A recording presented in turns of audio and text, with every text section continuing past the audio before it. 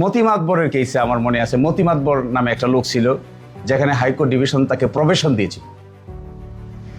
যেদিন প্রবেশন অর্ডারটা হয়, মিজানুর রহমান খান সাহেব এদিন রাতে আমার কল করেছিলেন যে এটা কি করে সম্ভব, জেলে না গিয়ে বাড়িতে থেকে কি করে সাজা কাটা সম্ভব। মতি মাতবরের 5 বছরের সাজা হয়েছিল একটা মাদকের মামলায়। 17 মাস তিনি জেল খেটেছিলেন। আপিল আদালত তার সাজা বহাল রেখেছিল। হাইকোর্টে এসে তিনি রিভিশন করেছিলেন। রিভিশন করার পরে এখান থেকে তিনি বেল পেয়েছিলেন এডমিশনের সময়। এই মামলাটা যখন শুনানির জন্য আসে, তখন হাইকোর্ট ডিভিশন সিদ্ধান্ত নেন যে তার আপিল আদালতের রায়টা বহাল থাকবে, 5 বছরের সাজাই বহাল থাকবে।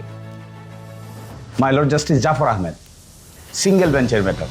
তো আমি গিয়ে আর্গুমেন্ট করে বললাম যে মাই লর্ড, একটা বিকল্প রাস্তা বের করি, যে 17 মাস তো সে জেলে ছিলই, 5 বছরের ভিতরে এমন একটা কিছু আমরা আইনের সীমার মধ্য থেকে বের করি যে জেলে না গিয়েও এই সাজাটা অন্যভাবে খাটা যায় কিনা।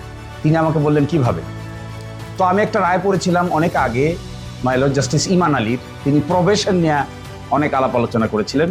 তো probation ordinance, offender of probations ordinance নামে 1960-তে একটা আইন আছে। এটা আমি দেখালাম, 1 দিন 2 দিন আর্গুমেন্ট হলো, কোনোভাবেই উনি সন্তুষ্ট না। অবশেষে বললেন যে আমি এইভাবে কোনো আদেশ দিতে পারবো না, আমি একটা অর্ডার দিচ্ছি, প্রবেশন অফিসার একটা রিপোর্ট সাবমিট করুক আগে, তারপর।